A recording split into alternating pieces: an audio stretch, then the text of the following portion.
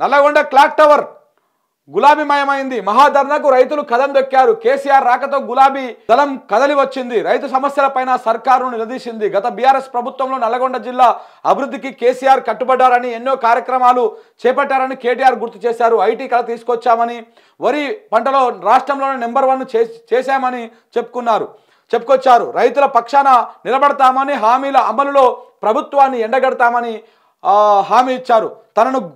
తనను గుర్తించారనే ఆత్మన్యూనత భావంతో రేవంత్ రెడ్డి ఉన్నారని కేటీఆర్ వ్యాఖ్యానించారు. నిజంగా కూడా నేను మొన్న ఇంతకుముందు కూడా చెప్పిన ఒకసారి, వీళ్ళు ఎక్కడ అయితే కోల్పోయారో అక్కడనే యుద్ధం స్టార్ట్ చేస్తారు. బీఆర్ఎస్ పార్టీ వాళ్ళు, బీఆర్ఎస్ పార్టీ ఎక్కడైతే కోల్పోయారో అక్కడనే ప్రజల కోసం పోరాటం కానీ, లేకపోతే అక్కడి నుంచే మళ్ళీ రీగెయిన్ అయ్యేటువంటి అవకాశంగా ఆ పరిస్థితులు కానీ అక్కడి నుంచే స్టార్ట్ చేస్తూ ఉన్నారు.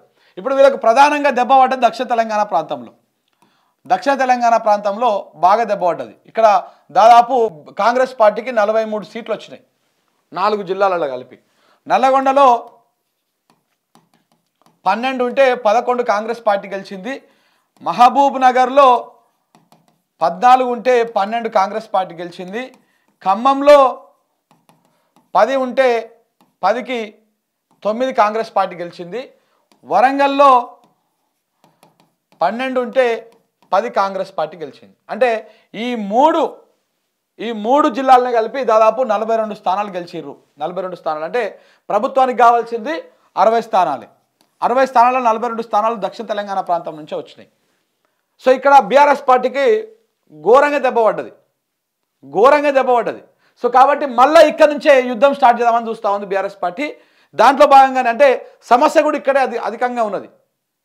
ఇప్పుడు ఆడికో ఈడికో ఉత్తర తెలంగాణ ప్రాంతంలో ఆ కాళేశ్వరం నీళ్ళతోటి ఆడికో ఈడికో నీళ్ళు వస్తూ ఉన్నాయి. ఇప్పుడు దక్షిణ తెలంగాణ ప్రాంతంలో ఇప్పుడు ఇలా చెతగాని తలం వల్ల కృష్ణా నీళ్ళు పోతూ ఉన్నాయి, మహబూబ్నగర్ ఎండిపోతూ ఉన్నది. ఇప్పుడు మన పాలమూరు రంగారెడ్డిని ఆ పనులను కూడా దాని డిపిఆర్ కూడా వెనక్కి రావడం వల్ల డెండి లిఫ్ట్ ఇరిగేషన్ తోటి నల్గొండ నష్టపోతూ ఉన్నది. ఇట్లా ఖమ్మం కూడా ఆ విధంగానే ఉన్నది.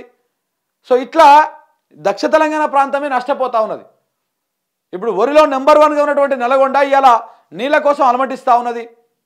పెట్టుబడి సాయం లేక మళ్ళీ రైతన్నుల చనిపోడు ఈ కథ కార్యక్రమాలు మళ్ళీ నడుస్తూ ఉన్నాయి. ఈ అన్ని నేపథ్యంలో మళ్ళీ కూడా ఈ ప్రాంతం నుంచే వాళ్ళు తిరుగుబాటు చేస్తూ ఉన్నారు. ఈ ప్రాంతం నుంచే వాళ్ళు రీగెయిన్ అవ్వడానికి ప్రయత్నం చేస్తూ ఉన్నారు.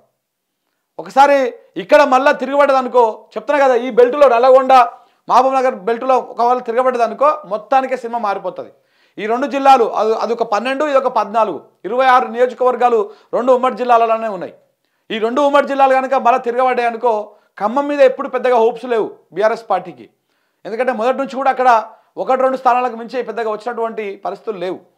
సో కాబట్టి ఈ 2 జిల్లాల్లో వాళ్ళకి పట్టున్నది, బలమైన క్యాడర్ ఉన్నది. నల్గొండలో, మహబూబ్నగర్లో, అటు వరంగల్లో కూడా బలంగానే ఉన్నది. కానీ ఈ 2 జిల్లాలు కనుక మళ్ళా తిరగబడ్డాయి అనుకో సమస్య మళ్ళీ మొత్తం మారిపోతుంది.